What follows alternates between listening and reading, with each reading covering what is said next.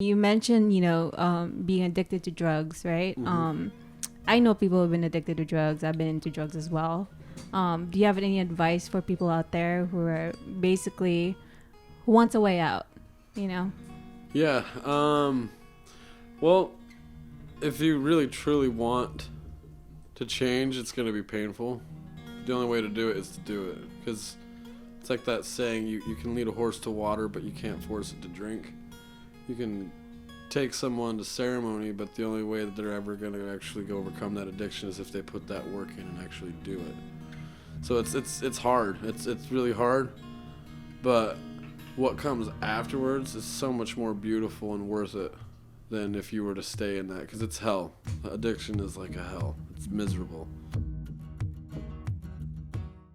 I believe a lot in Eastern medicine and holistic medicine. I know Western medicine has its place with like the gene stuff. And, I believe one day with Western medicine, we're going to be able to have a body part growing basically out of our DNA. Oh, yeah. And if we need one, we just kind of like take it and put it in kind of like a car. You know what I mean? Yeah, like, just clone your own body part. Yeah. Like, oh, my radiator's gone. My liver, hey, can you just get that one and put it in? All right. Just take some liver cells and grow me a new one. Yeah, exactly, right? Yeah. You use cannabis a lot, right? Oh, For yeah. healing. I think 3 years ago, I pulled a muscle in my lower back. I couldn't even get out of my car. I had to pull myself up. I don't know what happened, right? I reached out to my friend who was in town, who's he's a shaman, he does Reiki work, body healing. So I did acupuncture, acupressure, body work. And then I smoked so much weed within the 3 days, maybe a whole week, right? So doing all those work, right? And smoking a lot of cannabis, I was ready to go by less than a week. If I didn't do any of those healing modalities, my back would have been hurting for more than a week. Yeah. Oh, yeah. But the fact that I did, when he massaged me, all the pain, it was so painful. I had to breathe. And, cannabis helped a lot. Oh, yeah. With reducing the The pain. cannabis So is a blessing to me. I mean, it helps a lot more than just pain. It does a lot. It helps with anxiety at the store, like I was telling you about. If I don't have cannabis for a few days and I go into a Walmart, it's like I walk by someone and it's like, whoa, I just feel like if someone's really late on their car payment or something, this, whoa, you're just hey, bro, you need to pay your bills. So you're pretty sensitive, and you can sense. And I'm not. easily. That's just I'm not saying I could pinpoint it. I'm just saying that's just an example of whatever it is they're going through. I don't know the exact thing, but I can just feel it, and it's like, whoa. I call it the goo because I never really experienced it till after my first ayahuasca ceremony, especially something that powerful. And I came back down. It was on Monday we were driving back and we pulled up to the first gas station and we were listening to ceremony music on the way, we totally, it's still at that mindset, and the windows roll down. This big red truck pulls up and it's got, it's like, what's going on over there? This guy gets out and he's he walks by and he's got the total rocker look and the energy, you can just see it coming off the guy. It's oh my gosh, this is insane. The goo. The goo. That's what I call it, is the goo. It's especially when you go through cities, you just feel it. So you're very empathic. Yeah, this sense, I don't like being around very large crowds unless I'm on cannabis. So that's one thing that I need to not do. I'm working on quitting cannabis. I've narrowed down that window so it's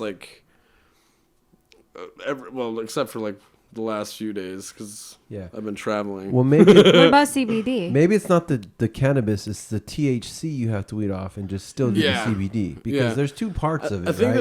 that if I were to try to get cannabis that just had CBD instead of the THC, I think that would help out a lot because it's the active smoking. And so if I still smoke it and then only have CBD, then I could narrow down the amount of THC and then stop because there is. Well, you already know how to do this, Exactly. man. You already know Yeah. the system. Yeah, you figured it out a long That's time what I've ago. been trying to do. It's the last few weeks as I've been narrowing it down because I would usually wake up at like 6:30 or 7 in the morning and I would take a shower, and then right after I shower, my routine is smoke, and that's how I start my day.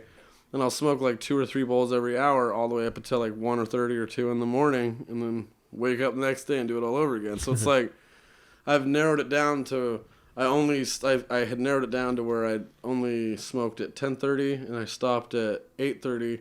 Then the next day I smoked at 11:30 and I stopped at 7, and then I just narrowed down that window. Then I had stopped for a little bit, but then it just got overwhelming. Yeah.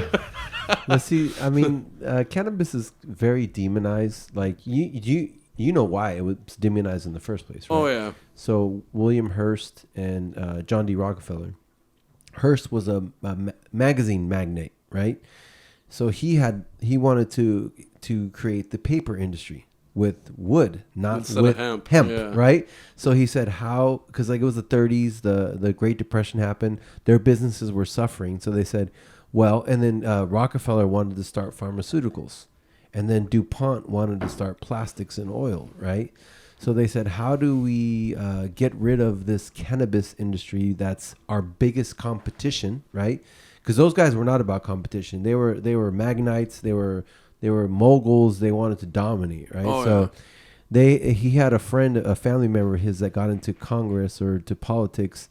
They created this tax so it was not called marijuana ever. Marijuana came from the song La Cucaracha that the Mexicans used to sing.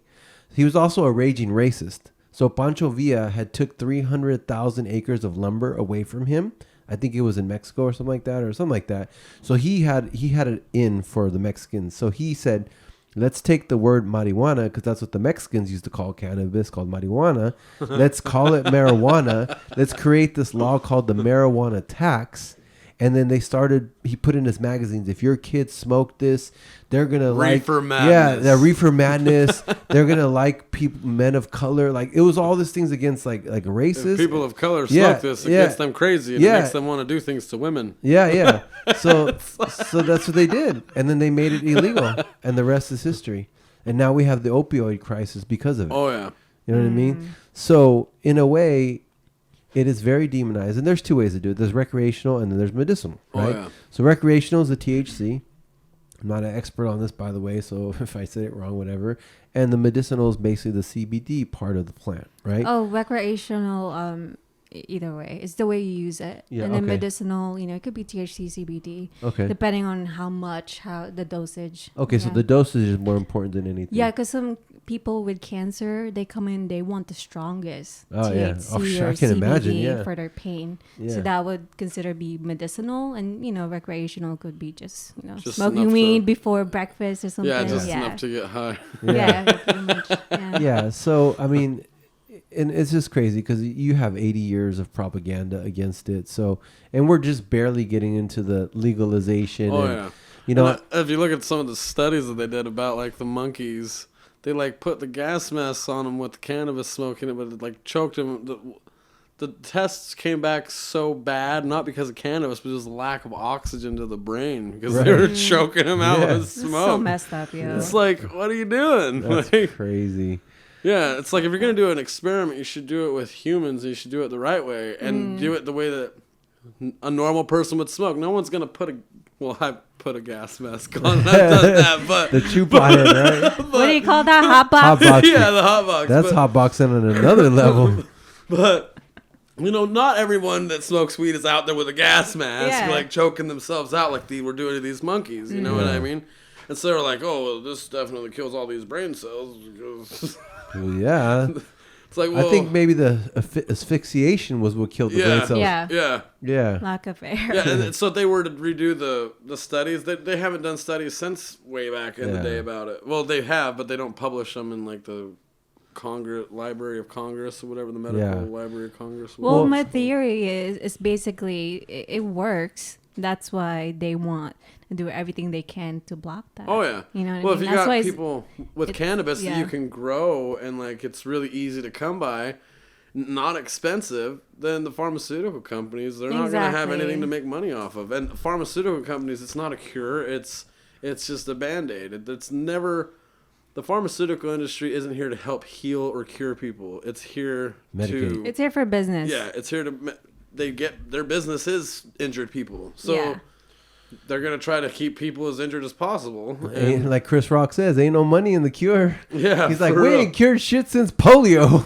Yeah, like, for real. He's like, when was the last time we cured anything? What's polio? Some disease from that actually was cured that used to kill people pretty seriously. When was this? Probably like, don't quote me on this, but I'd say the 50s, 40s, 30s. Like way before like us. Okay. Yeah, but and the guy that created the cure for it gave it for free. He didn't want no monetary thing. He created the cure and gave it to everybody for free, and polio has disappeared off the face of the earth. Oh,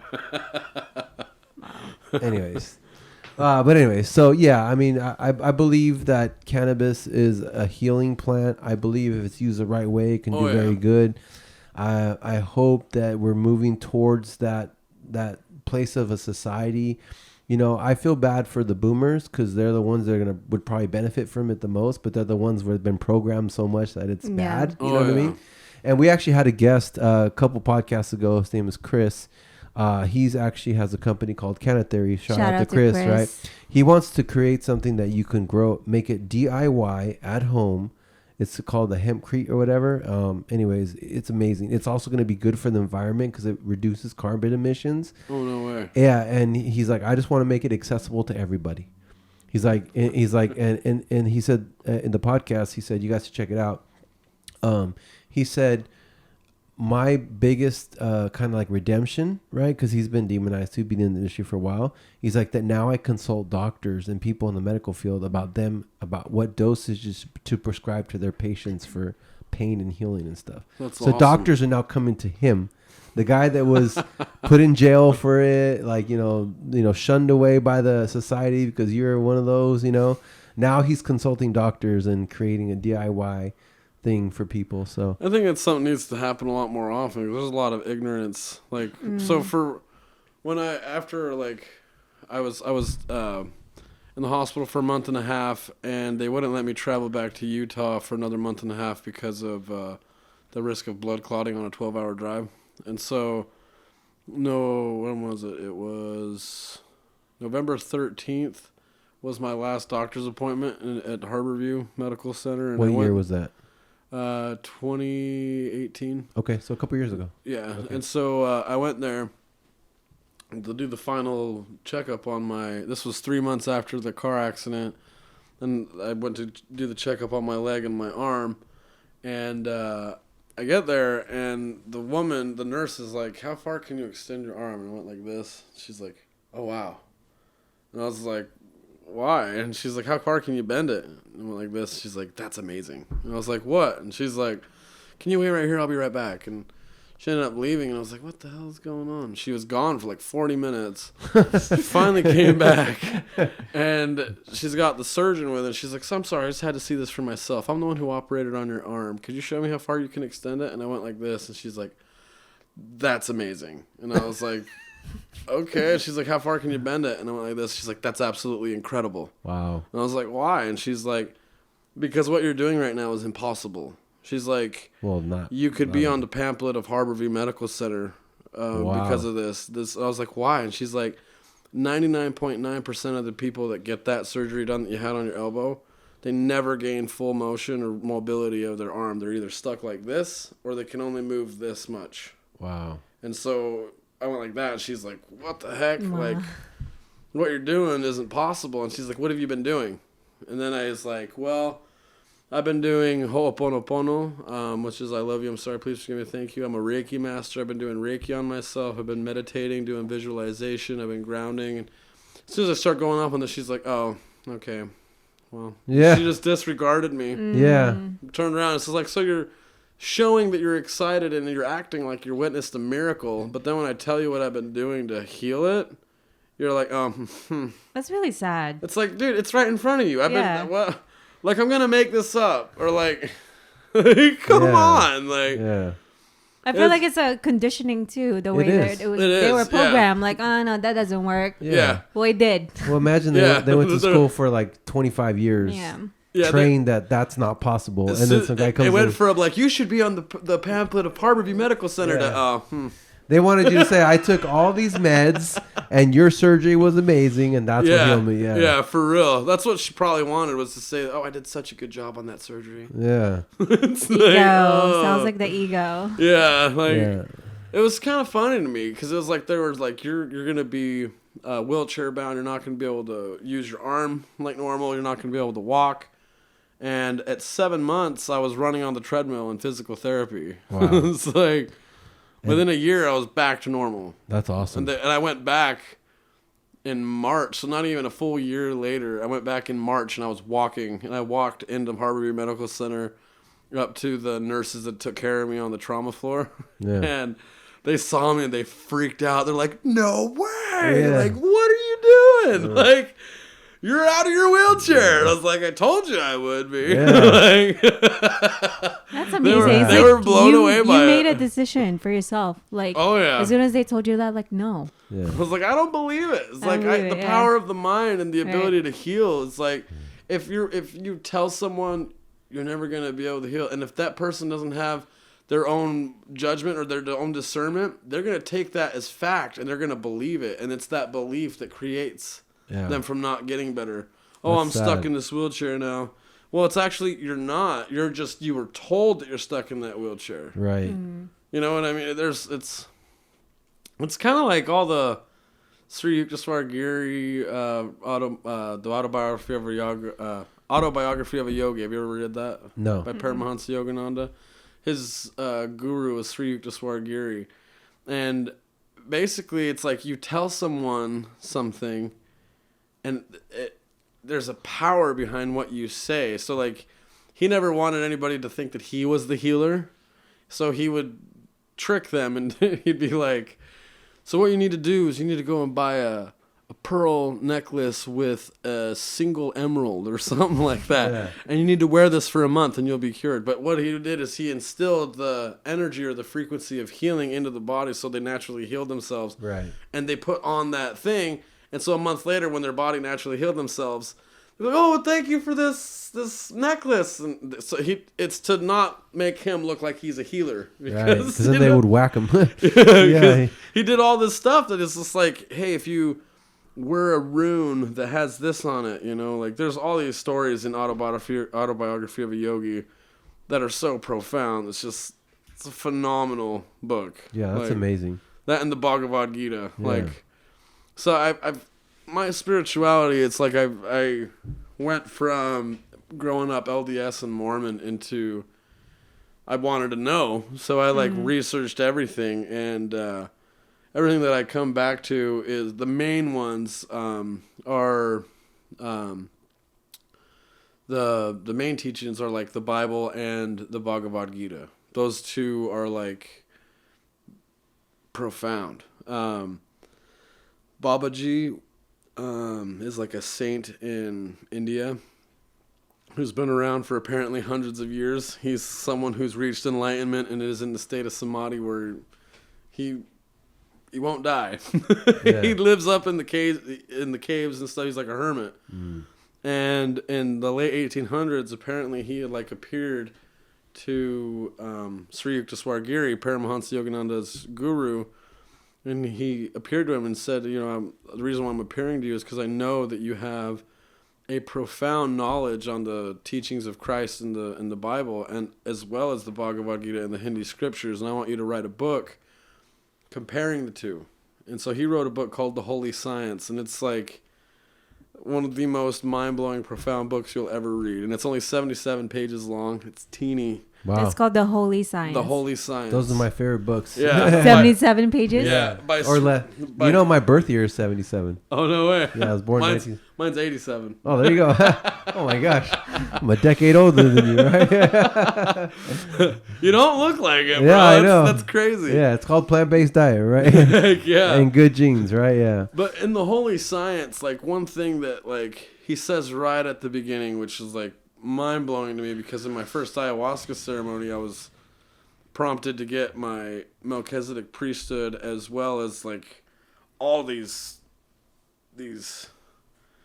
I don't know if you want to call them like downloads of information or lessons or whatever. They were like all these different thoughts of religion and how there's seven different ones that I had seen. I don't know exactly which ones they're called, but I know there's like 4 of them for sure, which are the LDS has a few things like the Melchizedek priesthood and the Aaronic priesthood that are true. The Bhagavad Gita, there's Buddhism, there's anyway, there's like 7 that I saw in this thing. It's kind of like the 7 chakras of the body and the 7 churches of Asia that it talks about in Revelations, which are the 7 chakras and the 7 spirits and the 7 senses. So it's like if you go into this is like a really confusing topic, but if you go into the first chapter of Revelations where it talks about the 7 candlesticks and the 7 churches and the 7 angels, that whole vision, it basically what it's talking about is the 7 chakras, and the 7 deadly sins correlate to each one of the chakras, and that there's 7 senses. There's intuition, telepathy, sight, sound, touch, taste, and smell. Yeah, there's 7 of all of them. So there's so much that the whole thing. I'm trying to wrap my mind around how to make that a short topic, and it's just not. It's not possible. So everything's kind of connected, basically. Everything is connected. But in the Holy Science, what I'm getting at is in the beginning of that book, it says that every religion that teaches love at its core principle is true in every aspect. I believe that 100%. Yeah, and anything that teaches you otherwise, or like to take away anybody else's free agency, to let them choose what's right or wrong, that's of the devil. Yeah. So 100%. I want to make a point on that because I am not religious. Like, I don't believe in religion. I believe in spirituality, right? I was taught something when I was very young by an older man. And he said, Isaac, do you want to know what I believe God is? His wife was Native American. She was basically part of a tribe and all that. He said he learned this from her. He said, God is love. That's what God is. He goes, but love is inside of you. And this is how he kind of blew my mind and made like a point that's simple. He goes, so let me ask you a question. Like when you're hugging your mom or your dad or somebody you really, really, like someone you truly love a lot, right? Are your eyes open or are they closed? And I was like, they're closed. He goes, well, why? If it's that person, why are your eyes closed? I was like, I don't know. He goes, because it's not that person. It's you allowing the love that's already within you to come out. Right? That's awesome. And he goes, so I believe God is love and it's in all of us. But some people have that blocked, you know what I mean? Or whatever, you know? And then ever since then, I was just like, wow. It reminds me of that scripture. It's like, there's no fear in love. Perfect love casteth out all fear because love is God. Yeah, exactly. And if you just think about it, like any religion that, like you said, is based on fear or like fear this, fear that, that's not the right thing. It should be love and just love and you know, stuff like that. So anyways, I just wanted to share that. But I you know, I've also had an out of body experience in a church, right? So I was slain in the spirit. I don't know if you know what that means, that is. So I was raised Catholic, but I converted to Christian in the year 2000. The reason I converted was because Catholicism was very rules and rituals to me. Again, if you're Catholic, I'm not saying anything bad. This is my experience, right? So I was just bored all the time. I was like, oh, time to get up, time to get down. You know, my favorite part was the Eucharist and the little drink, right? You know what I mean? A little wafer? Yeah. So, The snack? Yeah, the snack, right? Because I was starving. The dry, crusty thing. Yeah. So I was like, I don't get it. Like, there was no connection. I didn't feel anything. And then I got dragged to a Christian church when I was like 18 or whatever, 2000. My friend tricked me, right? He's like, oh, there'll be girls there. I'm like, all right, cool, I'll go. He's like, but it was a church, right? I'm like, the heck, dude, this is church. But anyways, so it was the first time I heard praise and worship before a service. And I connected to that. Like, I connect to your music. I connect to that. And I was like, I felt it. It felt warm. Everybody was like non-judgmental. It wasn't like all these rules and rituals, you know? And I was like, okay, if I could attach myself to any religion, I said, this is something more along the lines that I would believe, right? Oh, yeah. But I was also taught, like when I was young, like don't believe everything you hear. My dad was pretty against religion, right? He's like, use your own mind, think for yourself. But it was a church where people would be slain in the spirit, where it says the Holy Spirit comes down, empties you, and you would fall. You know how they show the people falling? Yeah. You know, and I was like, I would freak out. I'm like, what's going on? Like, I'm like, are they being possessed? I'm like, is that real? But then I was like, okay, if this is real, I want to feel it. I'm like, I was taught I don't believe anything. I need to see it, right? I'm like, God, if you're real, I want to feel that, right? And then this is a true story, by the way. And then one day I'm in church and I'm praying, right? And then so you remember you were talking about the touch and all that, right? So the pastor comes over and he starts praying with me. And I had just got out of a long relationship. I was like, it was just all bad, right? But at that moment, I forgave my ex. I said, you know what? I forgive you. I hope you're happy. And then I just collapsed. I fell to the ground and I started weeping like a whale. I was like, woo, kind of like ayahuasca perch, right? Oh, yeah. I was like, woo, and I was like crying. And I remember I was out of my body. And all of a sudden I was floating in the room. And I seen myself and I was like, Isaac, get up. Because it was ego. My ego was fighting. It's like, you don't cry in front of people. You're cool. Get up, get up. And then my ego just died. And all of a sudden it went from ego to thank you, Jesus. It was gratitude. And I said it like 1,000 times and then I woke up. Oh, yeah. And my friend was right next to me and he's like, are you okay? I'm like, why? I didn't know what happened. He's like, you just fell and started crying. I'm like, really? And then I was drunk in the spirit. So I was kind of like drunk. Like I had to be carried to a chair and put on a chair. And I had inner peace for the next 5 years of my life.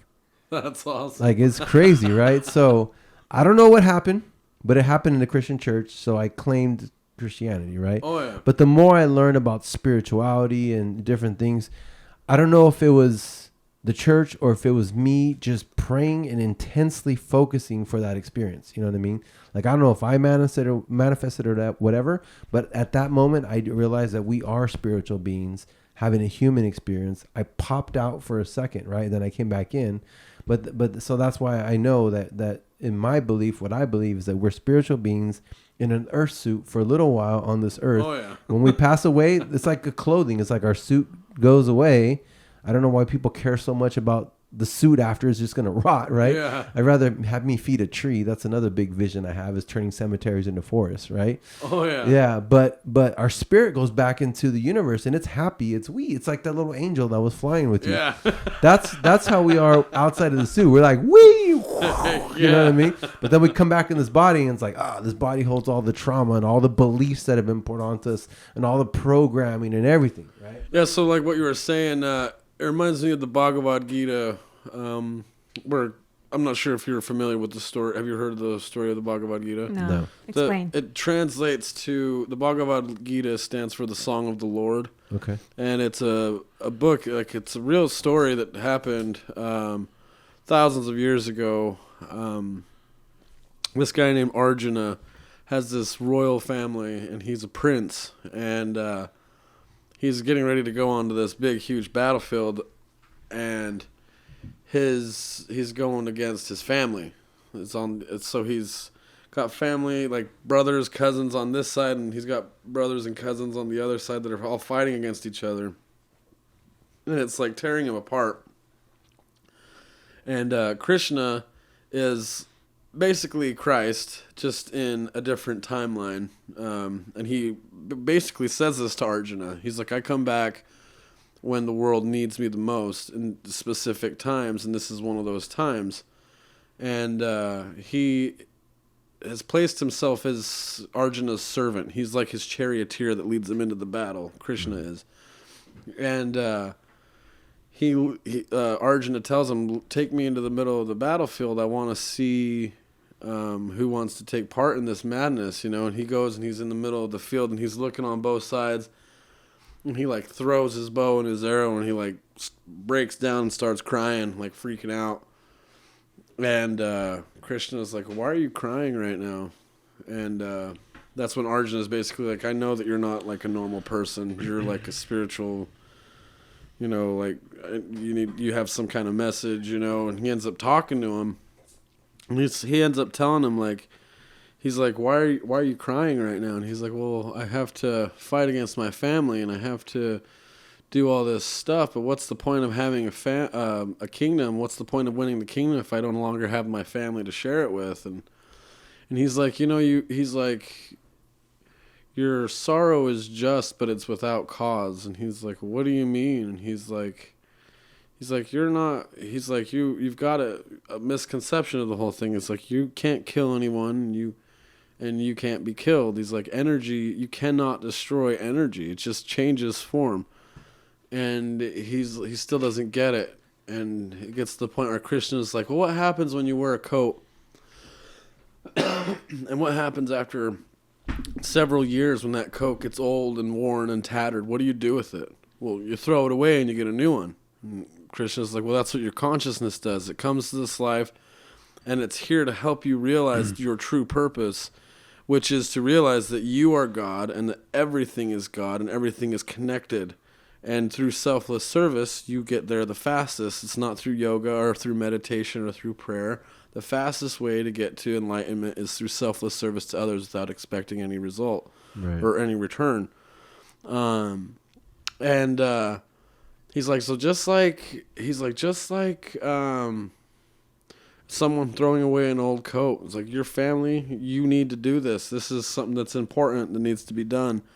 And that whole thing of consciousness just shifting form, he gives you instructions. Krishna gives you instructions on how to kill yourself. Like, not like that, but like when you reach the state of samadhi and enlightenment, there's a way that you meditate and you leave your body through the crown chakra, where you no longer suffer. You leave this realm and you go to the astral plane where you start that cycle of work. Because when you're here, if you're in a human body right now, your purpose is to realize that you are God. You have that Christianity. You have Krishna, Christian. You have that in you.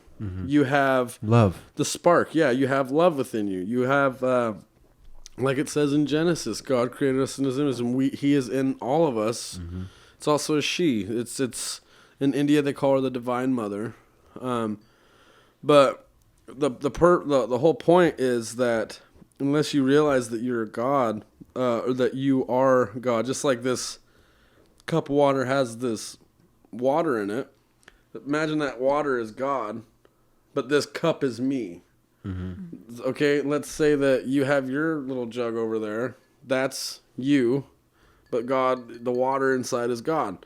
So if you were to take Joe and she has like a teacup filled with water, and Hatam, he has a mug filled with water, and we all come together and we empty it back into the ocean, it just goes right back to that source. The water comes right where it comes from, but the vessel is different.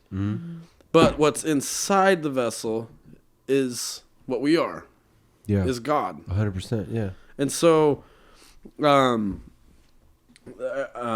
it comes down to it, like, everyone needs to realize that you are me and I am you, and that anything that I say that affects you, it also affects me. Right. Like, and that's like that's a concept that a lot of people don't really get, is like, I don't really understand the whole we are all connected and we are all one talk. And it's like, well, this last ceremony, I saw it. Like, I saw the energy. It looked kind of like sacred geometry, but it was in the form of, like, have you ever seen a heat wave and you see it like... Yeah.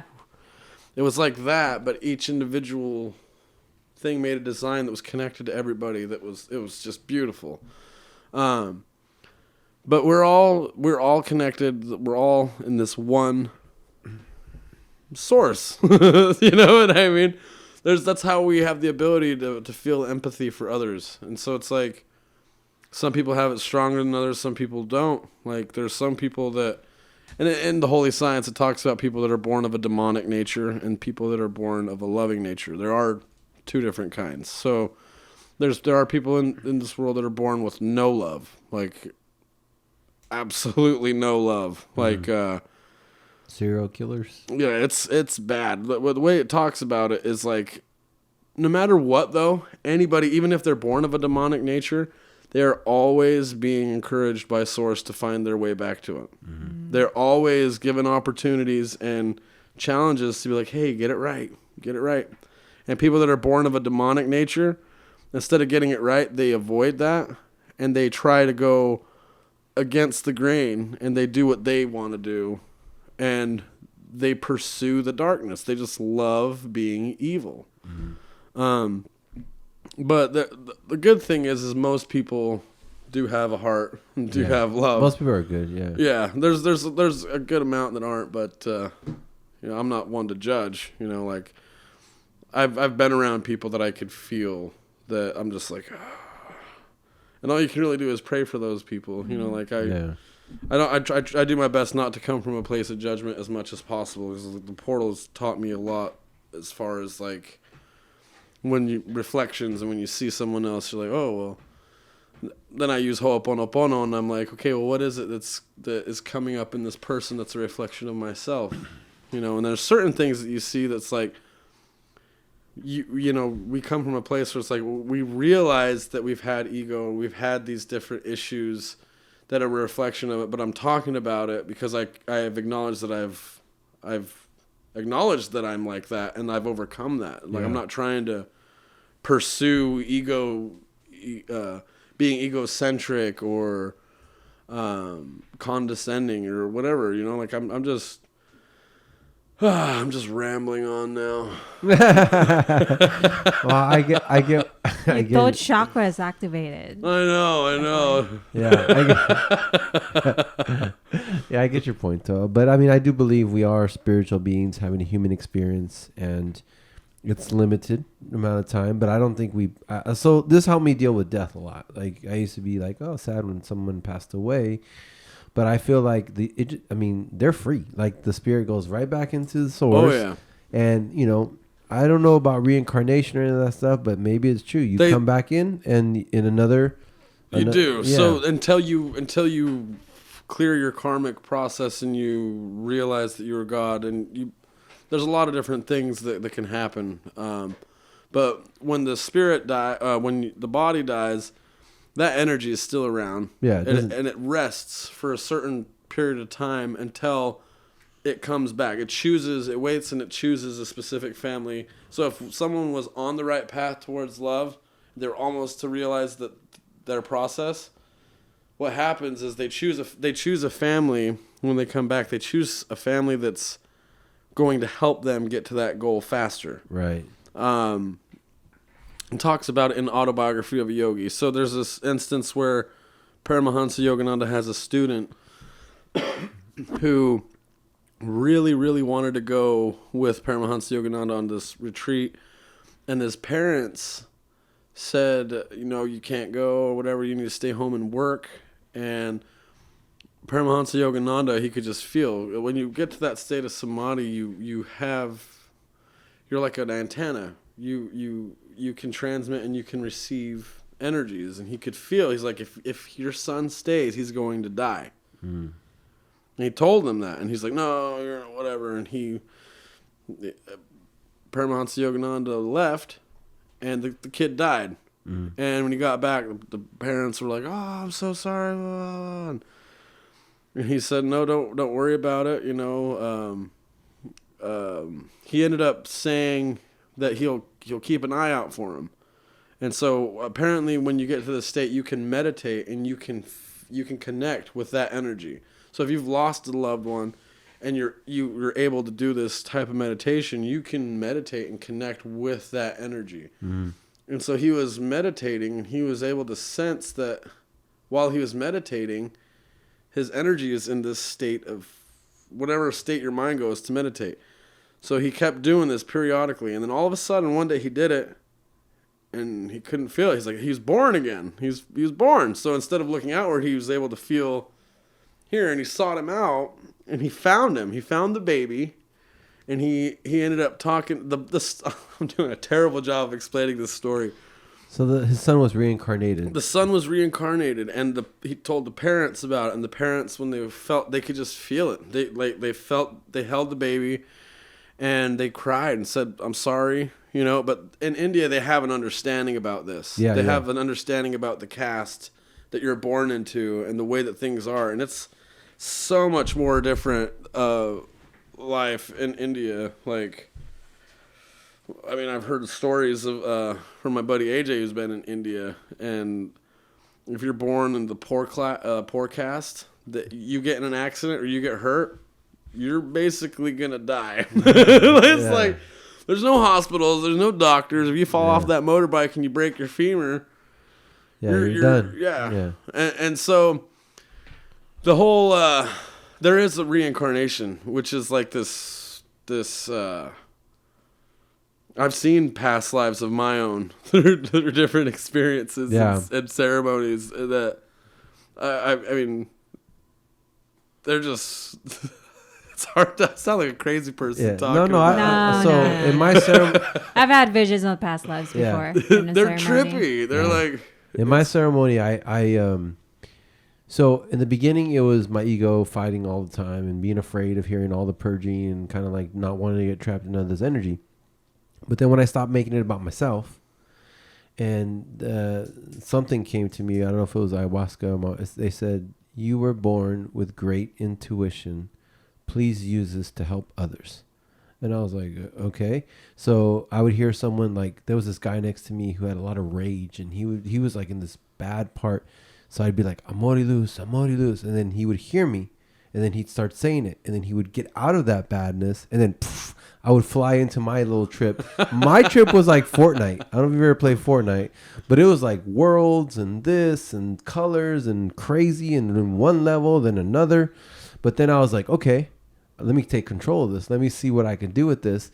And I was like, take me back to my ancestors. And I went back to like, it literally went back to like, it went from where I am at now through Europe all the way down to like North Africa. I seen like this little apartment and we would hear like couples talking in different, like 6 different languages.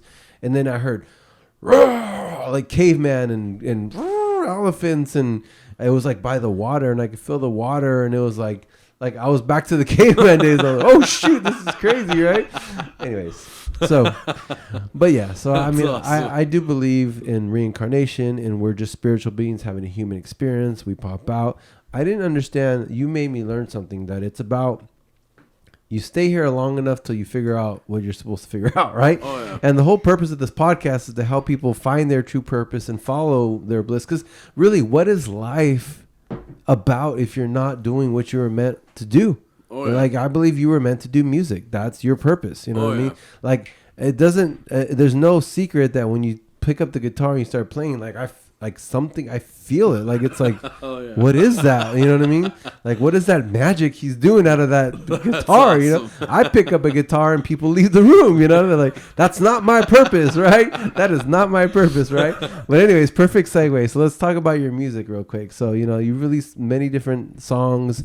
I love the mantra. It's the actual song for our podcast. This is the guy that created it, right? You have a couple albums coming out. So talk about your music. Where's it headed? Where you're at now? What's the future? So I've got an album coming out, the Thunder Rolling Down the Mountain album, which has mantra on it. That one's coming out May 26th. Okay. And to go with that, I'm going to be filming a movie that goes along with the whole story of it. And the whole last ceremony was really powerful and profound. And I think I'm kind of confused about what happened this last ceremony. I'm not sure if it was a past life that I had witnessed that I was holding on to because of what we've been talking about. I'm starting to think that might be it. But like, what had happened was so profound. Like, I was in the middle of I had taken the medicine. I was sitting on my sleeping bag and I got really cold and started shivering. And I was like, oh. Then I look over and I see Hyro walking by. I'm like, Hyro, can you please get my blanket, bro? And he grabs my green blanket and he wrapped it around me. And I was like, oh, man.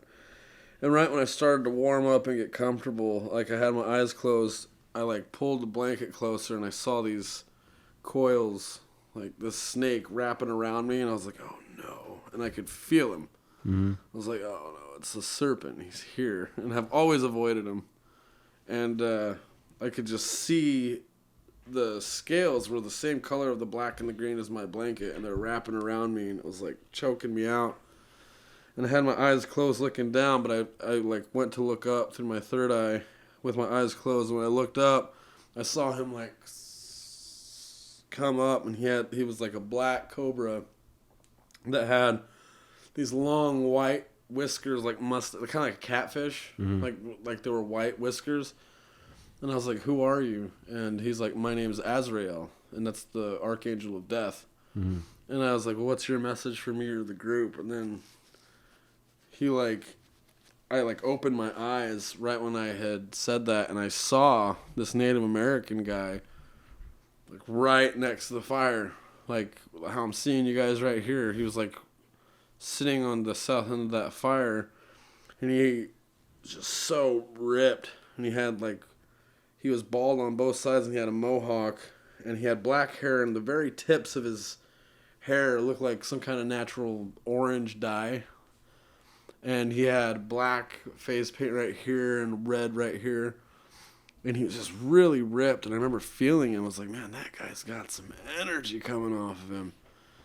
And he looked over at me. When he looked over at me, it's like he came into me, and he started talking through me like really angry. And I was saying these words in this other language, and AJ was like right next to me, and he's like, dude, I don't know what you were saying, but you would say a few words in this language, and then I'd see like this door pop up, and it would like push me through, and I'd like go to this whole other world of like my process, and then blah, and you'd keep talking, and it just kept happening over and over again. And I was like, I don't know, man. Like, I don't know what I was saying. I could feel it. And I remember whatever he was saying, it was like I was communicating back to him. And I remember just saying, hey, like, what I felt from it was that he was this really powerful warrior. And all he wanted to do was to be the warrior, but he never got that chance. He was murdered. He was cowardice. He, like the government shot him, killed all the Native American people. And he had like this resentment, this anger that he was holding on to. He was stuck in this place. And so I remember feeling that and being like, well, the reason why you're stuck is because you need to forgive. Like, the only way you're going to get past where you're at right now is if you forgive and let this go. And as soon as I said that to him, he got so mad and was like, and just screaming in this other language, but it was like through me. And I like started crying, and I see the sun come out of these clouds, and I turned around and looked at the sun, and when I did, it was like, and like went completely out of me. It was just like, oh my gosh. And then it was me left with what I needed to work on, which was like my own resentment and anger issues towards those who I felt that had wronged me, and also towards myself. And I pushed through and let that go. And so profound. Afterwards, after the testimony, I talked to this one guy came up to me, and he's like, do you know about the medicine wheel? And I was like, yeah, I'm familiar with it somewhat. I know it's the four corners of the earth, the four directions. It's the white, the black, the red, and the yellow. It's the paint. It's like their primary colors. He's like, well, it's a lot more than that.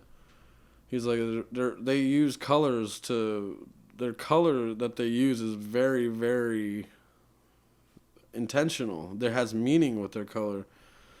And he's like, he started explaining to me all their ways and stuff, and what each individual color meant. And he's like, I don't think you realize how powerful that guy was that you saw in your ceremony. I was like, what do you mean? He's like, that guy, his message was really profound, and he wore it on his face. And I was like, what message? He's like, well, the black stands for thunder rolling down the mountain. He's like, it stands for thunder. It stands for war, resentment, anger, and revenge. But the red stands for abundance, prosperity, and peace. And so the guy that you saw, yeah, he wanted the revenge and the war and that he had that resentment. But he showed everybody with the colors on his face that above all that, all he wanted above all that was abundance, prosperity, and peace for everyone. And it was just like, man, that's so crazy. Because when he was explaining it to me, I was crying.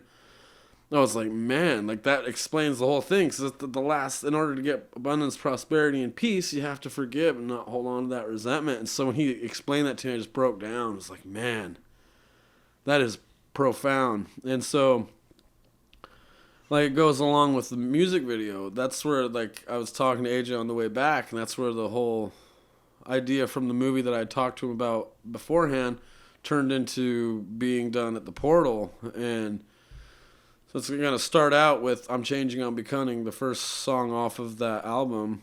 It's going to show me packing up, like, early in the morning before the sun comes up over the ridge in Utah.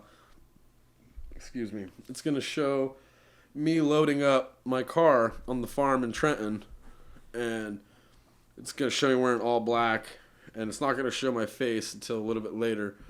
But it's going to just show me loading up and then driving. And it's going to show drone footage of me driving through the salt flats, through the desert, through the forest, through all the different sceneries that I get to Mount Shasta. And then it's going to show me get there early in the morning, unpack everything, unroll like a black sleeping bag and a black pillow. And I'm going to grab my guitar and go up to where, behind the port, like the outhouse where everyone goes to take pictures of the mountain, that little hike you go up the hill. Well, I'm going to be sitting right there with the camera facing Mount Shasta and with my back towards the camera, me facing Mount Shasta and the camera facing Mount Shasta. So it's going to be showing my back. And I'm going to be like trying to play a song.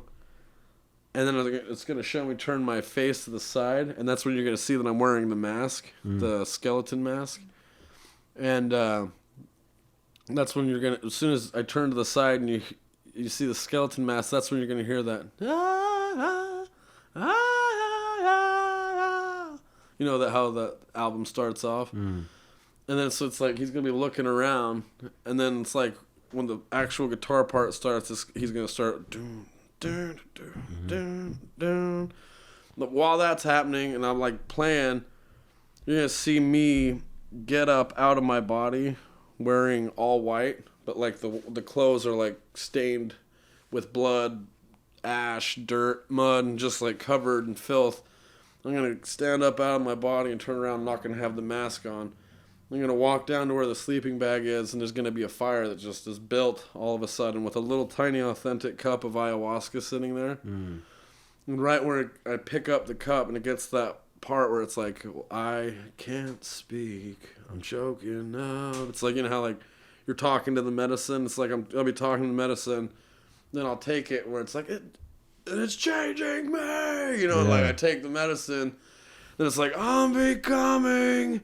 change, and like you're feeling the medicine, you're like, how you're trying not to throw it up, and then so it's like when it gets to the second verse, it's gonna be the part where like the medicine's kicking in and I'm realizing, like of course I blame everything on me, like, and it's gonna get to the part where it breaks down. So during the first verse, Abuela Luna's gonna come out of the forest and like fade in and be like the spirit of Mother Earth. Jairo's gonna blend in from Mount Shasta at the top of that little mountain. He's gonna fade in, like he's gonna appear like a phantom blowing a mapacho down the back of my skeleton character, like he's cleaning me. Then walking down to where I'm doing my ceremony, and during that little breakdown where you got the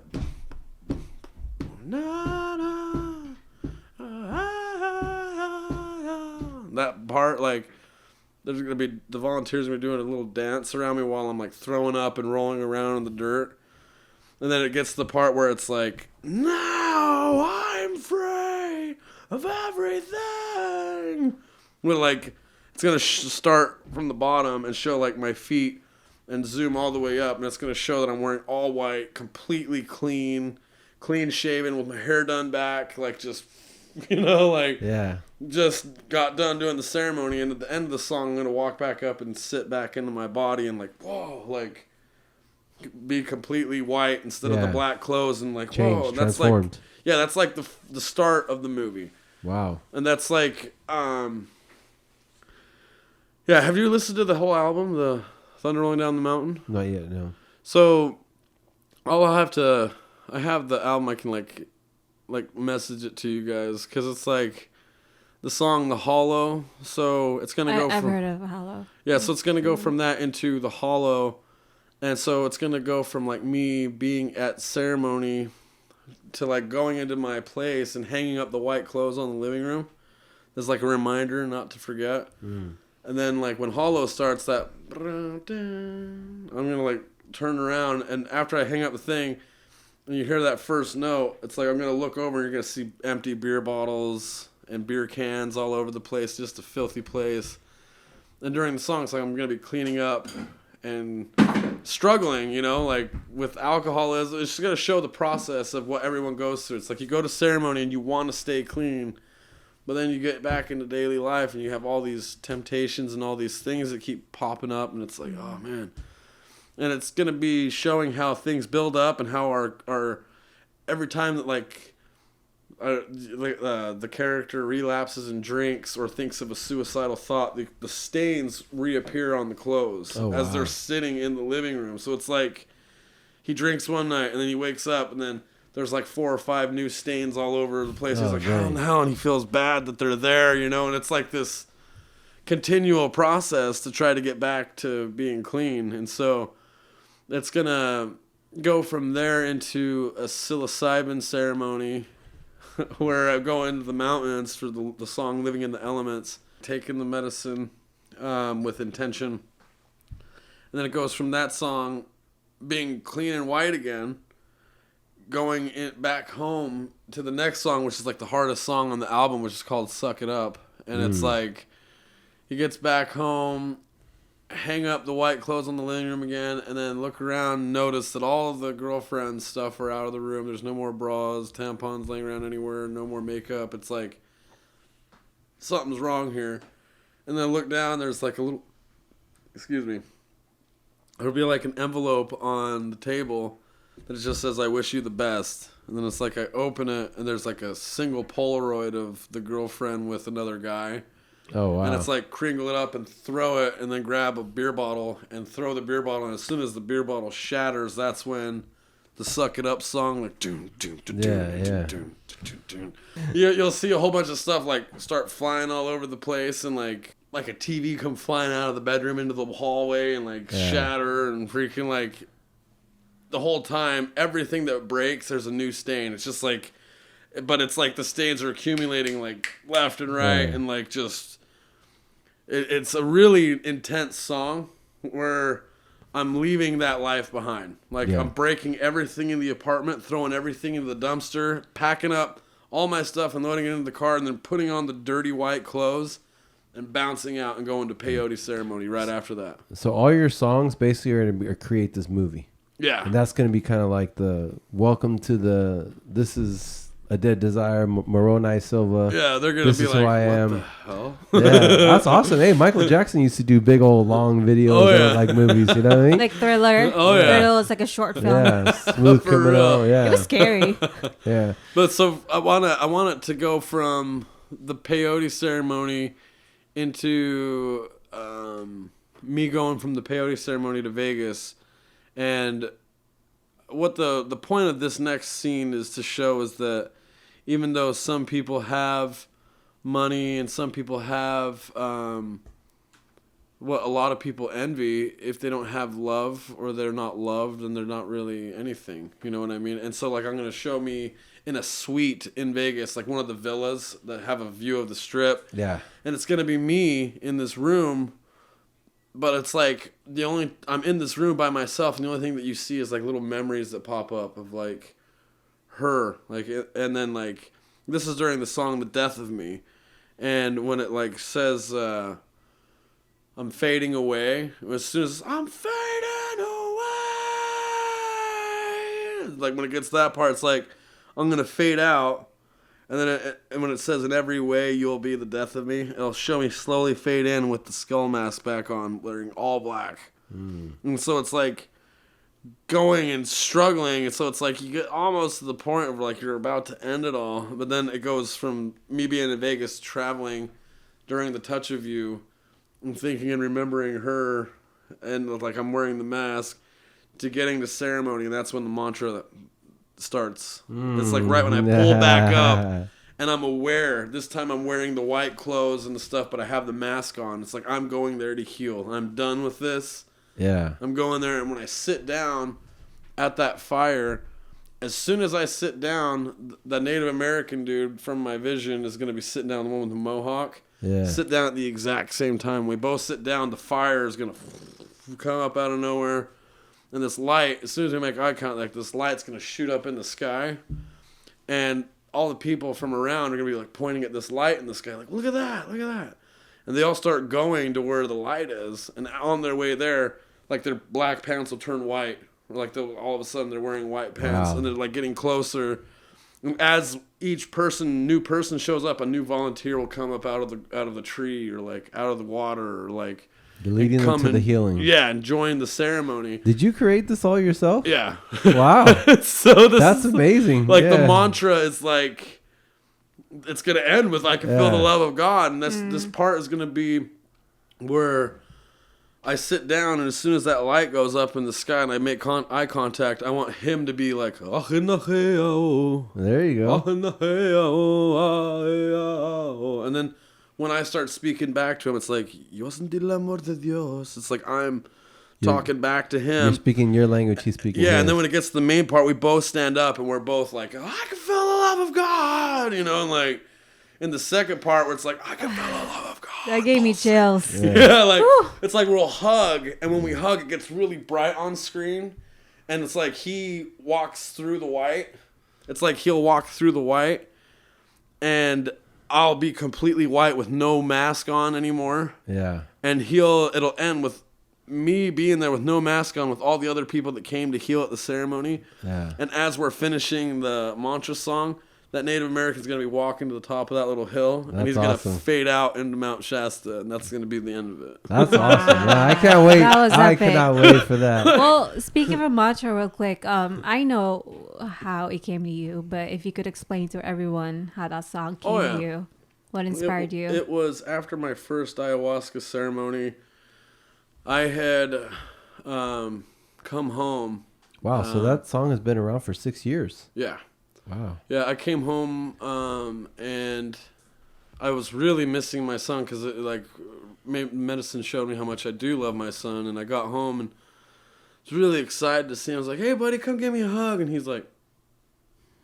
kind of gave me this little sad face. He turned around and he walked off, and I was like, it made me feel really bad, and I was like, oh, duh.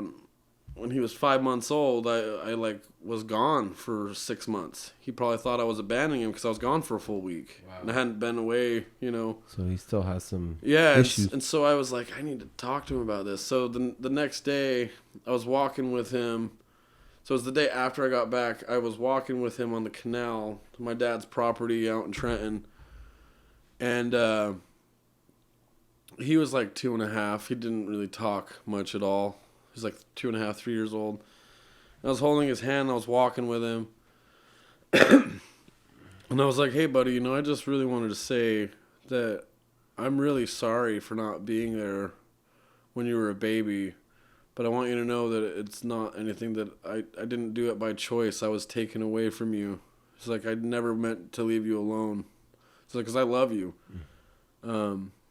And I said, what happened with me and your mom, it just didn't work out, buddy. Things were toxic, and I hope that one day you can forgive me. And I need you to know that I love you, and I just pray that one day you'll forgive me. And he looked up at me, he just gave me this big smile, and I could just feel that in that moment, he's just like, don't worry about it. Wow. And I was like, wow. And I was like getting choked up, and he looks up, and he sees the moon in the sky, and he looks at me, and he points at it, and he's like, Mom? And I was like, Abuela Luna. I was like, Grandmother Moon. I was like, no way. And I was just like, at that point, I started crying. And then I hear we kept walking, and I just hear this I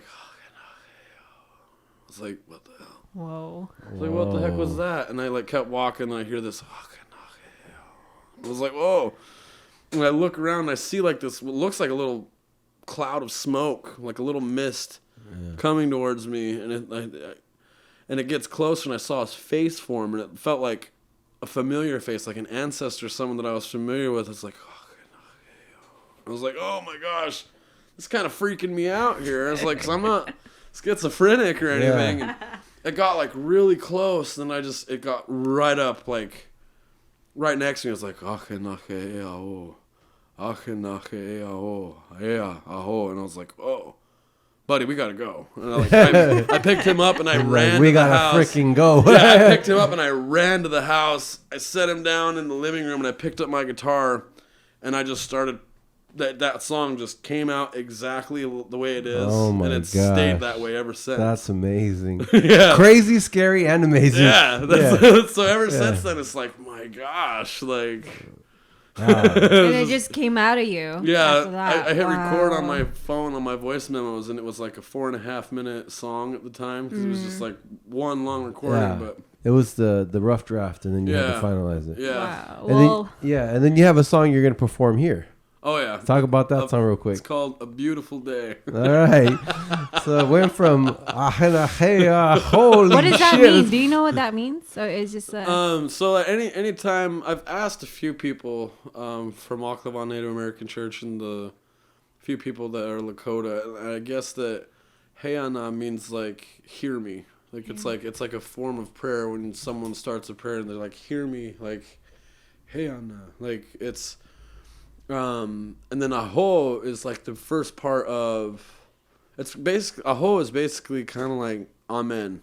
Like it's done. This is enough. And so like, hey, aho. So it's like, hey, everybody, like, aho, like let's be done with this, you know. And so it's like the mantra is kind of like a prayer. Yeah. Okay. Yeah, and it's like what yo sentí el amor de Dios and I could feel the love of God is what I pictured. That whole thing would be the same. So it started with the Native American prayer that came to you, and then you turned it into a Spanish prayer and then an English prayer. Yeah. So it's basically a prayer. Yeah, the mantra, the same thing, just repeated in 3 different languages. Yeah. So if you repeat something more than twice, I guess it's like a mantra. Or Yeah. That's awesome. I'm very lucky that he's going to play it for the first time, legitimately for anybody. So please grab your seatbelts and get ready. He's about to perform A Beautiful Day from A Dead Desire, a.k.a. Moroni Silva.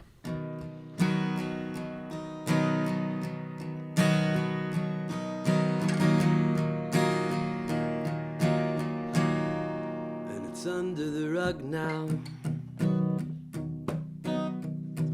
Oh, the pain from yesterday. Oh, yeah, it's time to give it away. You feel like giving it up to the right. Then let it go tonight.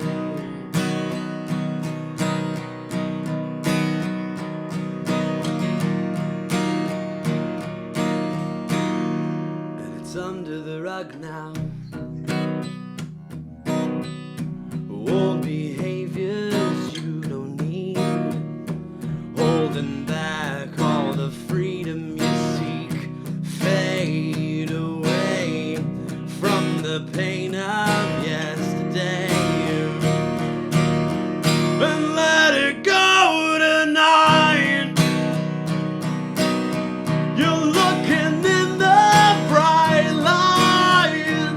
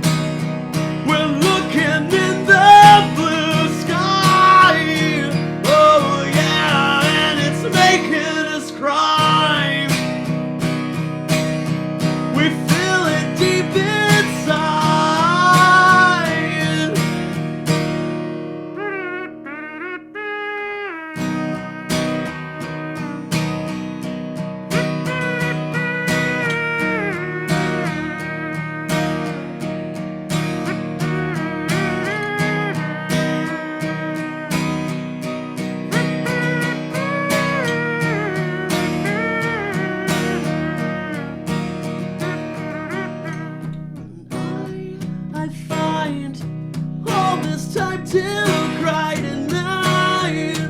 Oh, well, let it go when the tears caving in. How it disappears while letting go tonight. You're crying deep inside, love. Oh yeah, look into the light. You'll feel it deep inside. Oh,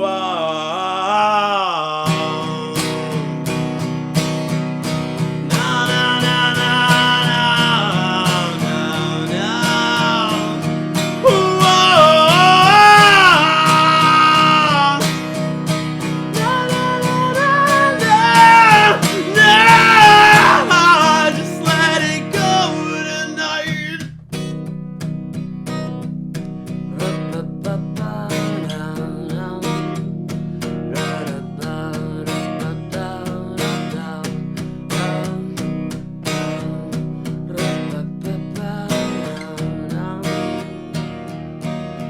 Just let it go tonight. Woo! Yeah. That was amazing. Thank you so much. Yeah, thank No you. worries. Yeah, and we always finish it off with.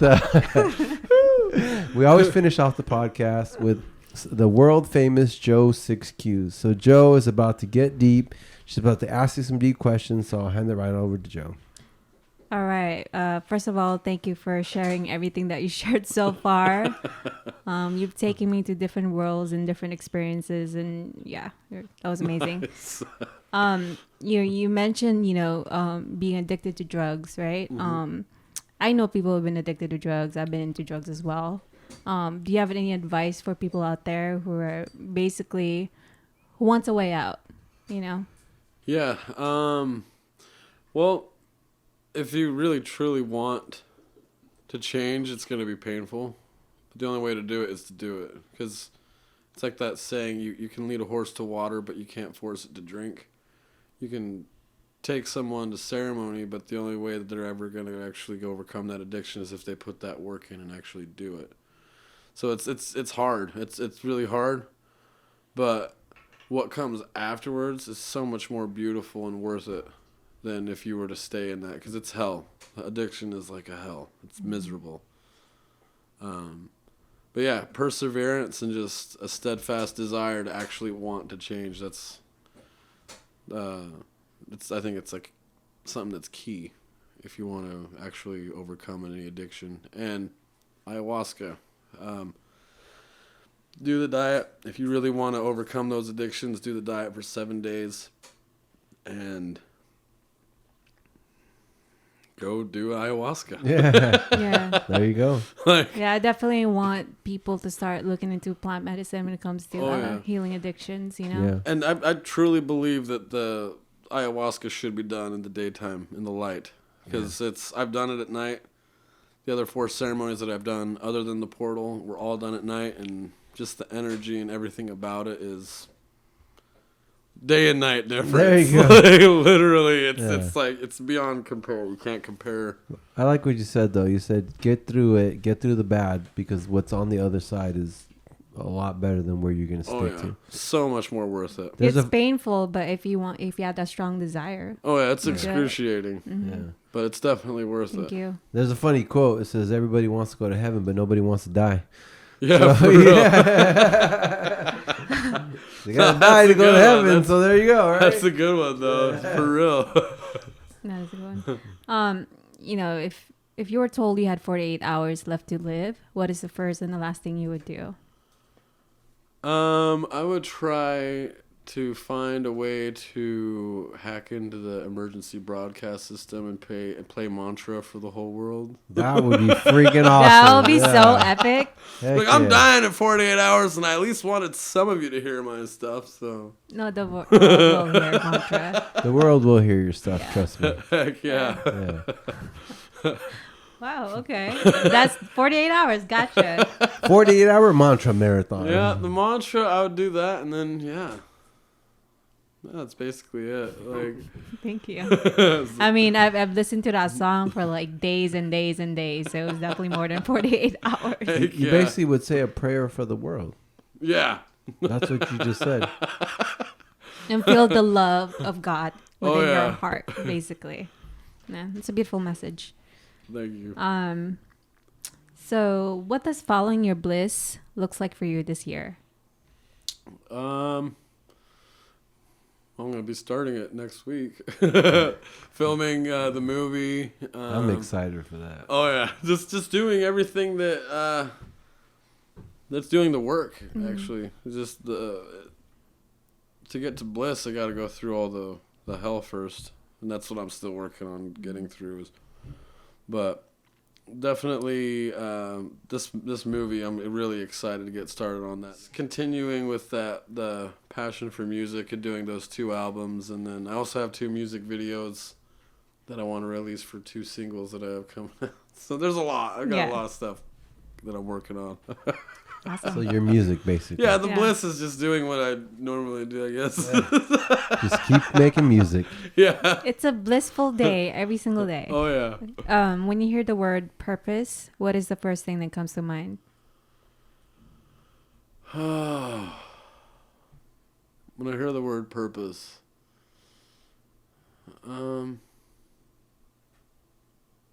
first thing that comes to mind when you say that, it's like nothing's coming to my mind.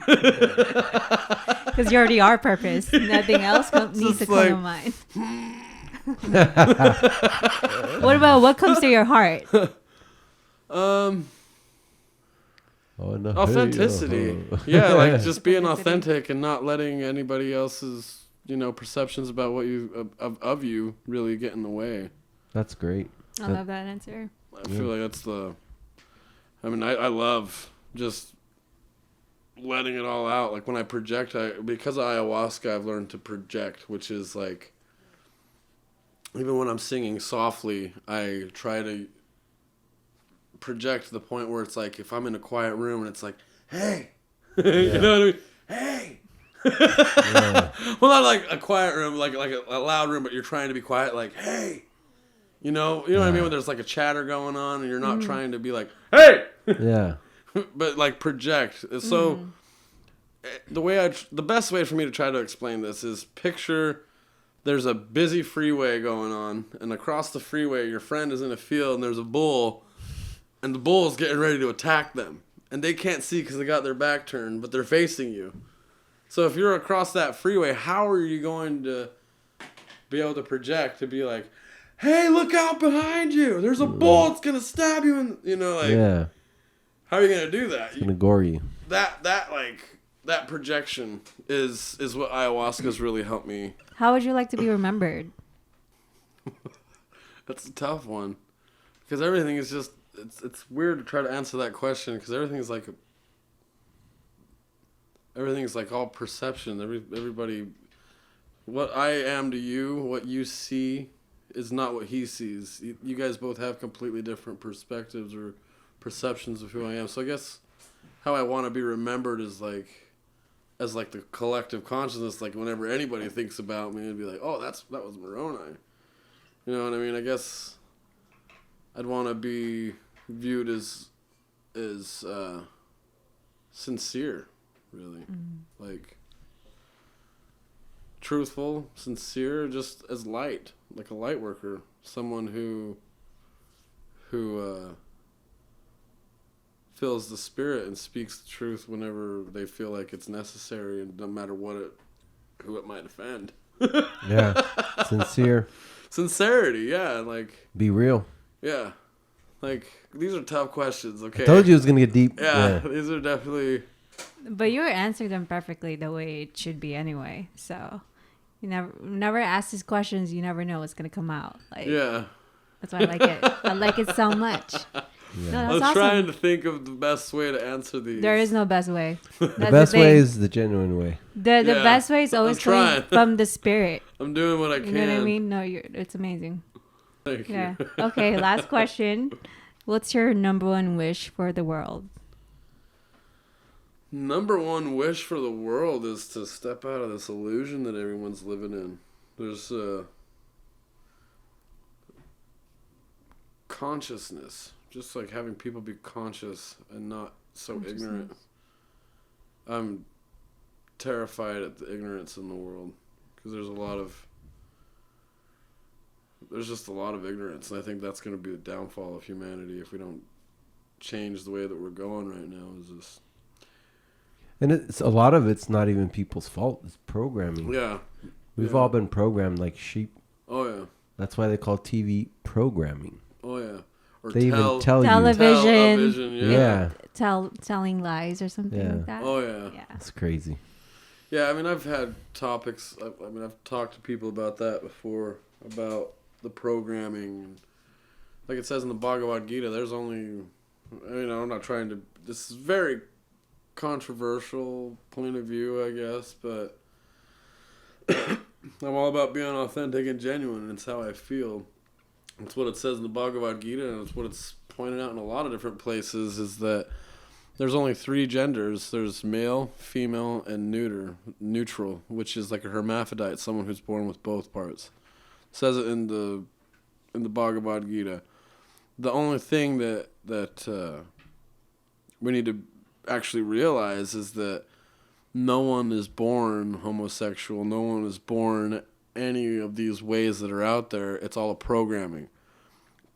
Some people are born with more masculine traits. Some females are born with more masculine traits than they are feminine.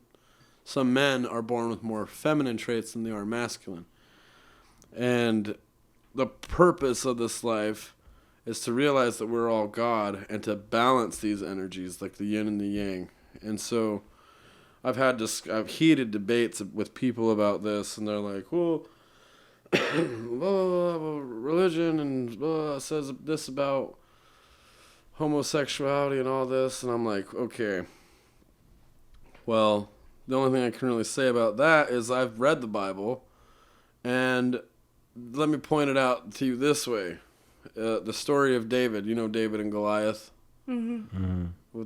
They took the 5 stones and he killed the giant. That's actually symbolic as well as literal. So it's like David, when they introduce him, he's introduced as a feminine, petite man of a fair countenance. Normally in the scriptures, when they introduce a man, it's like he was a man of great stature, masculine, it's like... But when it introduces him, it's like... Yeah. He was petite. And it's symbolic that he took 5 stones from the river to slay the giant, because the 5 senses, the main ones, the sight, hearing, touch, taste, smell, whatever. These ones, and he used these 5 to slay the giant. What a lot of people don't realize is a little bit later on, if you keep reading that story, Saul, the king at the time, has a son named Jonathan. And when Jonathan and David meet, they love each other. And it keeps on bringing about how much they love each other in the scriptures. And I'm like, wait a minute, this is kind of weird. Talks a lot about these 2 guys, loving each other. And I was kind of weirded out. And there's one part where Saul, they're at a dinner table, and he sees them talking, and he gets mad, and he, grabs a spear and throws it at David and tries to kill him. And it's like, what the hell is this? What's going on here? And then a little bit before the story of David in Leviticus, it says, for a man to lay with a man as he lays with a woman is abomination in the sight of God. David clarifies that scripture a little bit later when he meets up with Jonathan. He's like, it says Jonathan's out in the field shooting his bow and arrow with his archer boy, and he tells the archer boy, go into town and get me my fine quiver of arrows and my fine bow, or something like that. And so the kid's like, okay, blah, blah, blah, and runs off. And when he leaves, there's a little P, a little sub-paragraph, how in the scriptures it has that P that's bold, and it has a few extra lines on it. It shows you that there's another little subsection. I can show you on my phone here in a little bit. Yeah, but it does that little section thing, and it's when he was gone, David arose from his hiding place. It says right there, he was hiding. So something was happening in secret. He didn't want to be seen, otherwise he wouldn't be hiding. Otherwise it wouldn't have said hiding in hiding place. he approaches Jonathan and he falls on his knees and he begs for forgiveness from God. And I'm like reading this and I'm like, what's going on here? And then it says that he tells Jonathan, though God be between my seed and thy seed, I will always love you. He's basically like saying, hey, we both have the seed, and it says in Leviticus, for a man to lay with a man as he lays with a woman is abomination in the sight of God. So I can't sleep with you, but I will always love you. Then it says that they fall on each other and they kiss. And normally it says like, oh, he kissed him on the brow, or he kissed him on the cheek, or like, no, they fell on each other and they kiss. And I'm like, what the heck's going on here? What book is this? The Bible, Old Testament. I think it's in Samuel or Kings, one of the two. Okay. But you read this afterwards. So this is like the last interaction that him and Jonathan have with each other. In that way, in the loving way, or whatever. After that, though, he balanced his feminine energy, and he was able to produce the greatest king that ever lived, because he had a son named Solomon.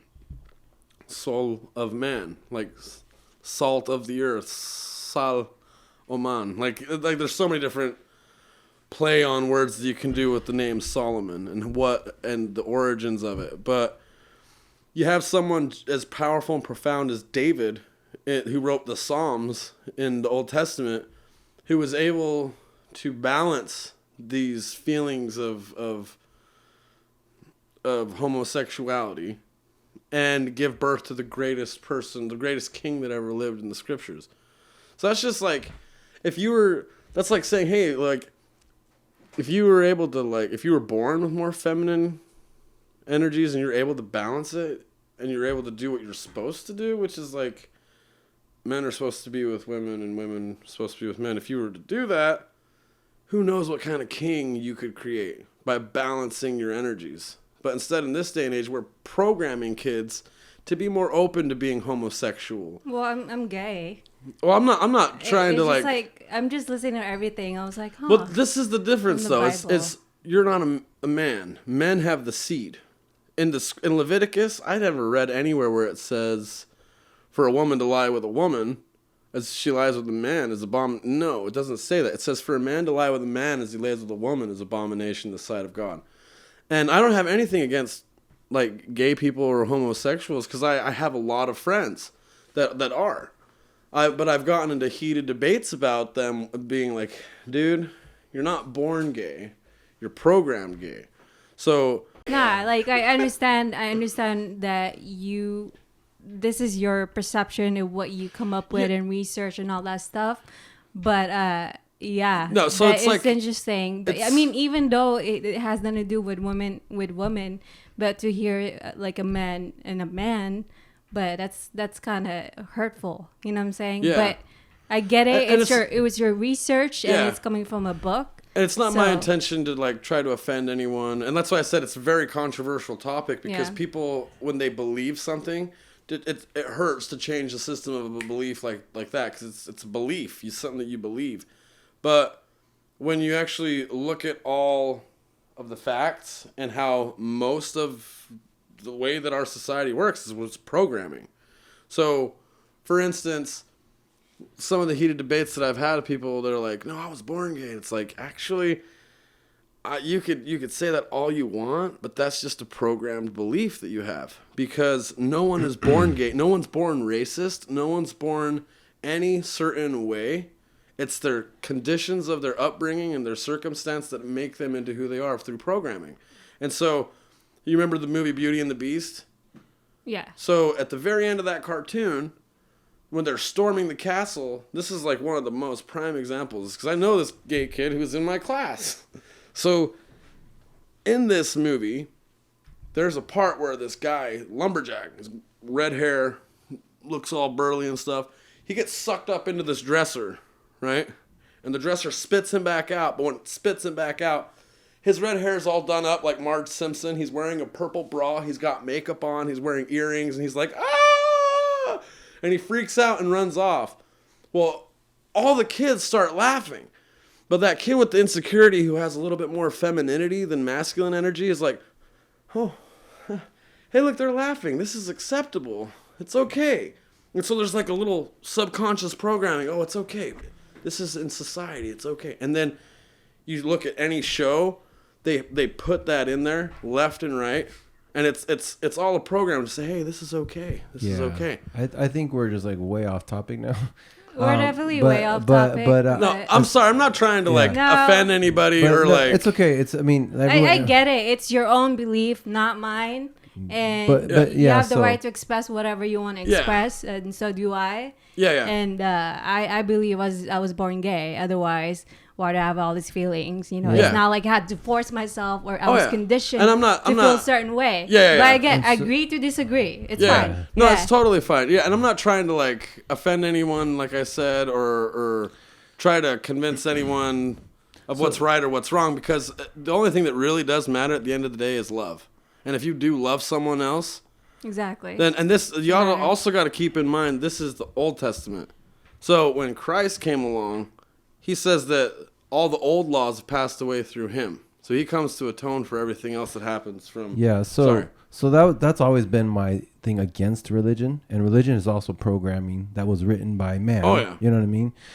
So I believe if Jesus was here today, he wouldn't judge anybody. Oh yeah, no, he wouldn't. Yeah, like when he came down, according to the books, when he came down, he laid with like the people that were like prostitutes and tax collectors and all that. And all the sick, So like I agree. I believe people are born gay, because I would never one day like a man. Like it doesn't matter how much programming I watch, I'm not going to be like, you know what?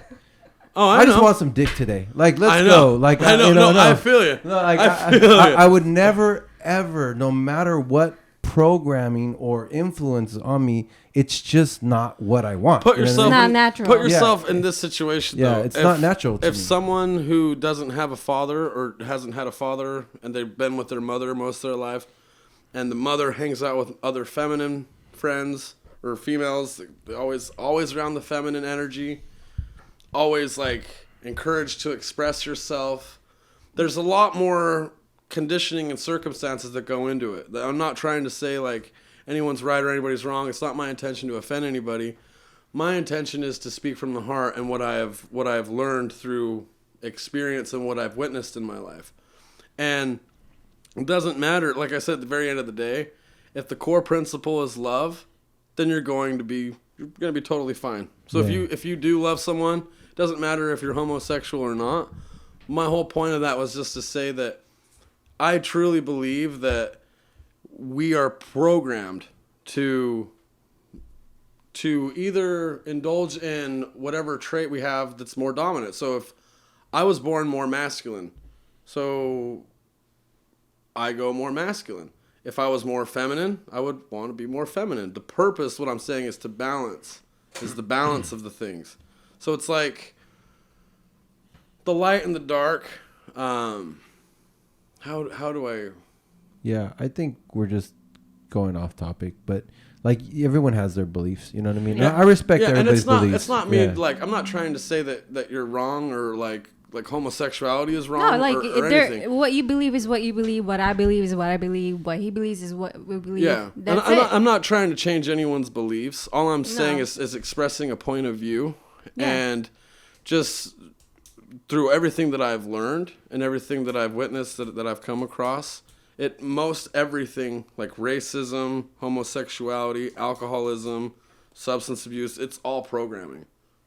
Most everything that we go through is programming. Yeah, there's a book. I agree, and racism, addiction. I believe and all religion that is the biggest programming that's ever been created in this world.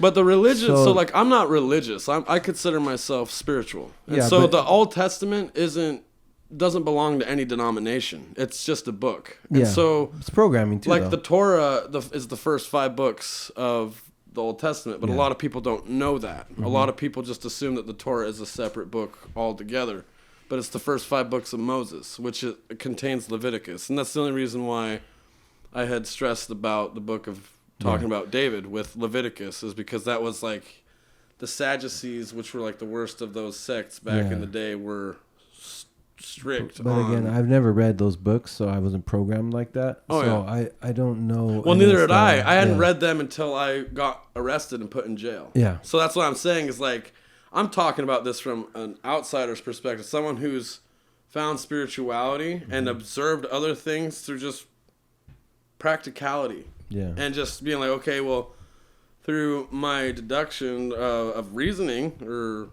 you know, that's what I've come to. That's the conclusion that I've come to. And it's not like, you know, my perceptions can change. Other people's perceptions can change. Yeah. But from what I've witnessed, is that's the gist of it. There's been, I don't want to say his name, but there was a kid in my class who, like, you know, he's homosexual, obviously, but he lived with his mother. Really feminine guy. He was a really nice guy. But everybody used to make fun of him in high school. I never made fun of him. He was really feminine. Everyone called him gay all the time, and it kind of made me feel bad because I was a fat kid, and I was like one of the only fat kids in my class, and I was bullied too. So I was like, you know, I was kind of conflicted about the whole thing. But when I've met some very masculine gay dudes. That's for sure. Yeah, I have too. But this one, like, he was really feminine, and he was like, "No, I'm not gay. I promise I'm not gay." And he like went off, and like 5 years ago, he finally came out and said that he was gay. But there's like, I'm not trying to, like. Yeah. It's okay. I think like we're just, I don't even know how we got on this. I know topic. it's really, No, I really don't. It's Like, uncomfortable to talk about. It and is. I'm not, No, but the thing is, the point is, I have my own beliefs. You have your own. Yeah. He has his own. The whole world have their own beliefs. And like I'm saying, I'm not against homosexuality or anything. I'm just saying that, like, from what I've perceived and what it says in the Bhagavad Gita and all the other sacred scriptures, and it's not about women. It mainly, it doesn't matter. It talks about the male being with male as being an abomination in the sight of God. Well, So okay, that's programming. I think we should just. I don't know. I mean, and we respect your beliefs. Well, I'm sorry. I didn't mean to offend you or like upset you, because I can feel it in the air. I have a lot of gay there's- men in my life as well. So, Yeah, it's so- just to hear something like that, like we're born, you know, we're born like the way we are. It's, you know, but again, it's from your own research. I know. And what you studied. Most and people that's are your programmed own to have that beliefs. response, like, "Oh, I was born that way," and that's like the normal response to that. But that's also programming. So, I mean, I'm not trying to offend you. I have a lot of homosexual friends myself. I don't have anything wrong with them. I was just pointing out that what I've found out through my studies and everything that I've read I got that. is that's what it comes down to. Is the purpose is to balance these energies out and to find out your purpose, which is everybody is God. And God is mainly feminine. So there's a whole bunch that ties into this. So it's like the yin and the yang. There's that little dot on both sides that is the polar opposite. That's what this has to do with, but it's too big of a topic, and I don't want to offend anybody any more than I already have. Because I can feel it. So balance your energies. I feminine and masculine. can feel resentment towards me right now, and I'm sorry, Joe. I'm not trying to. I'm not trying like to. I said, I know you're not trying to, but the word's already out there. And I understand, like, that's from your own studies, from your own beliefs, and I respect that because I have my own, and nobody can tell me nothing, basically. And no, this, for this sure. podcast is meant for a free speech thing, so we're not going to censor anybody. Just like we didn't censor the other person that came on here. We're allowed you to speak your truth. Oh yeah. Everybody has their truth. Yeah. And then there's the reality. You know what I mean? Yeah. There's truth and there's reality, but you cannot change somebody's truth. But that's always been my big thing against religion. Like if Christianity says, if you don't believe in me, you're going to hell. What about those people that go? So well, it's not Christianity or religion. I'm just making a point. Like, so it's in the Bible. It says, those that not come through the Lord through me, blah, blah, blah, blah, right? So what about a good Muslim person that was born in their country? They never knew Jesus, so they're going straight to hell because they're a good person and this guy is Christian. So, I mean, I'm just saying that's what's written in those things. You know what I mean? But it's also written in there that if they had not known or they had not been given the chance to, then they are not held accountable. But what if they did know, but that wasn't their culture? That wasn't how they were raised. They won't be held accountable if they didn't know or given the opportunity to learn. So anyway, I'm just saying that's always been my thing. I believe if Jesus was here today, he would accept everybody. Oh yeah, no, because he would. True love. He definitely would. Yeah. I'm not denying that at all. And like I said, this stuff that I'm telling you about is stuff that I've researched in the Old Testament. Yeah. So it goes off like the Yeah, the Old Testament. It's the old law. Deleted by the New old. Testament. Yeah. It's the old law. This is the new paradigm. Christ said that love one another as I have loved you. It doesn't matter if you're gay. It doesn't matter if you're racist, or it doesn't matter what color you are. It doesn't matter as long as it's love. And that's what I'm getting. I'm not trying to offend you. I promise. That's not my intention, because I love you. I do. I know, Brother Bear. I know. Thank you. It's all good. I get it. Like, So when you wrap you're this gonna up- speak your truth. I'm gonna speak my truth. Everybody's gonna speak their truth. That's it. Oh, yeah. It's all good. Wrap this up. We've been here for 4 hours. So, Okay. Been 4 Joe, hours. any last words? I'm excited for your movie. Mantra gives me chills. You know, it's one of the most special songs I've ever heard in my life. And thank you for allowing us to use that for intro for You're very welcome. The Blues Seekers Thank podcast. you. So, yeah. Yeah. And you know what? I believe that there's people that were born to do something in their life, and I believe music was your purpose. It's your gift. It's, Thank you. It's what the universe, God, whatever anybody believes out there, is what was given for you. And I can't wait till you're the world needs to hear your music. You know what I mean? Because when I hear it, it does something, and I'm very intuitive. You know what I mean? That's been my gift. You know. Oh, yeah. And you've been through a lot, you've overcome a lot, and I think you should be proud of that. You know what I mean? Because there's a lot of people that didn't. There's a lot of people that use it as an excuse, like, this is my life, that I'm going to do bad, or I'm going to die, or this is my fate. So because of what happened to me, right? Oh, yeah. So somehow through your whole entire life, you didn't make yourself a victim. You said, I'm going to figure a way out myself if no one's going to help me to get out of it. So that's big, you know, that's something that you can be proud of, you know what I mean? And I'm super fired up for that video. Like, I can't wait till that comes out. That is, it's exciting, you know what I mean? And, you know, thank you so much for being on the show. We look forward to everything. Where can they find you real quick? Everywhere. YouTube, Spotify, Google, Apple Music. Okay.